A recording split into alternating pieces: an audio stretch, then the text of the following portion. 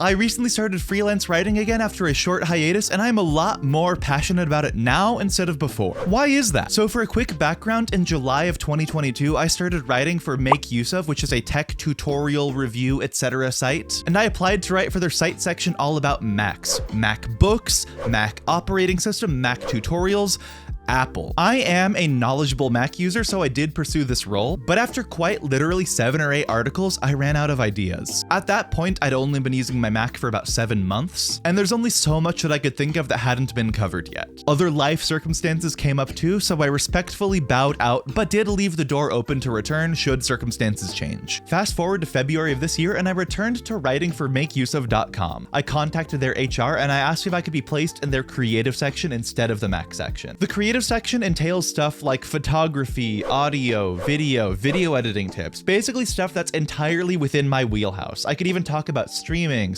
software, streaming gear, content creation strategy. I'm out of focus. They agreed, and as of a couple weeks ago, I've been reinstated as a writer there. And within my first week of reinstatement, I submitted more article pitches to my editor than the entire 2 or 3 months I was writing before. Stuff like streaming tips, OBS tips, editing workflows, a lot of things that I do every day, but they don't have covered in terms of articles. I have had a glut of ideas, and that glut shows no sign of slowing. On the surface, it might appear as though I'm following my passion for this type of creative technology to pursue writing about things that I enjoy. And I am writing about things that I enjoy, and I am passionate about it, but I'm not following my passion. I am interested in these topics, and I do feel passionately about them, but it's more complicated than that. Rather than following my passion, over the last few years, I've built my passion, and this is just a logical next step with that building of passion. Many successful people say that following your passion is the best way to have a successful, happy career. I agree with the idea that you should strive to enjoy the things that you do and pursue what interests you, but I also believe that turning your hobbies and passions into a career is a great way to lose passion for these types of things, lose enjoyment for your hobbies. The saying of love what you do and never work a day in your life does work for some people, but for many the reality is rather than doing work that you enjoy, you turn the thing that you enjoy into work, and you lose that enjoyment. As such, I am a proponent of instead building passion for whatever you do, even if you don't totally love it at first, rather than following your passion as a career. 3 years ago, I was not passionate about cameras, audio gear, streaming gear, stuff like that. I bought a camera and learned how to use audio gear to make high-quality YouTube videos. And I became a streaming tech nerd while working at AverMedia and having to become an expert on the company's products,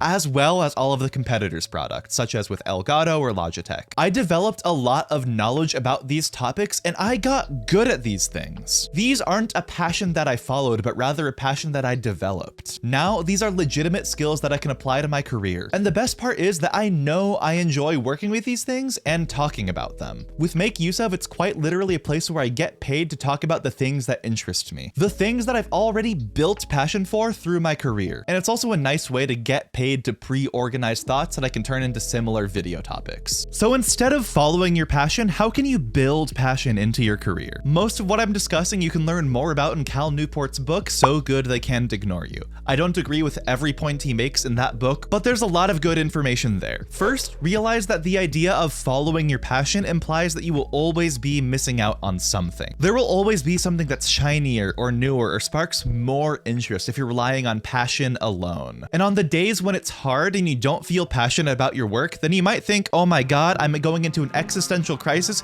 because I've lost passion for the thing that I love. Oh no. In reality, following your passion also entails following all of the things that are required to make that passion into a career. So it's really not just following your passion, hence why there will be miserable days. So if you always think that you must feel passionate about the work that you do, you will inevitably miss out on something. So when you inevitably have a bad period of your career where you just don't feel happy about your work, have a bad job or whatever, that may feel like an existential threat to your passion, and you'll jump ship and pursue something else entirely. It can make committing to a specific career path almost impossible. You'll pressure yourself to feel intensely passionate about what you're doing, and that's just not sustainable. Instead, try bringing your passion itself with you wherever you go with whatever you do. Commit to improving skills and finding joy in developing mastery over something. Sure, not every job and not every skill is right for you, so you shouldn't commit to something without doing your due diligence to see if you enjoy it at least a little bit first. You shouldn't always commit to something wholeheartedly right away, but at the same time, it's hard to develop passion for something if you don't give it a fair shake to see if it's something that you're good at,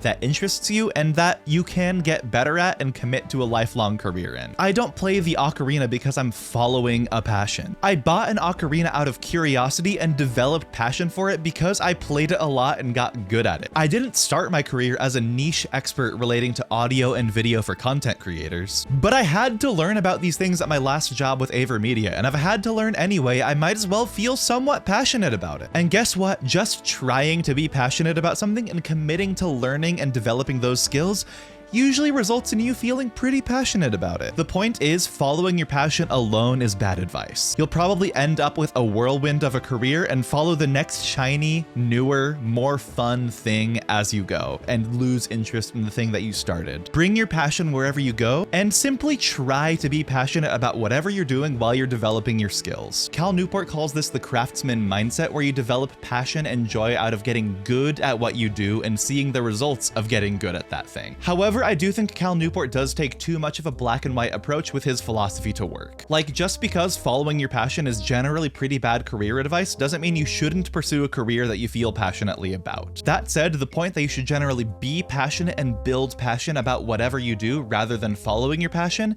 is a message I can get behind. Rather than following your passion, follow your curiosity. Curiosity is lower stakes. My cat is hanging out on my desk. It's not a great time, Momo.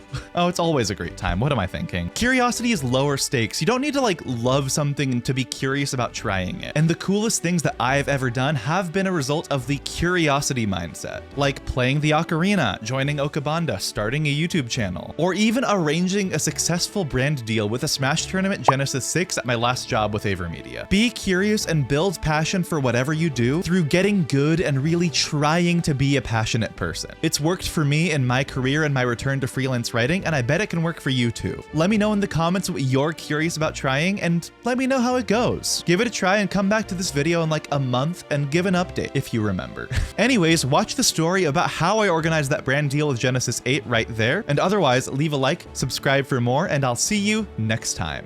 Happy creating.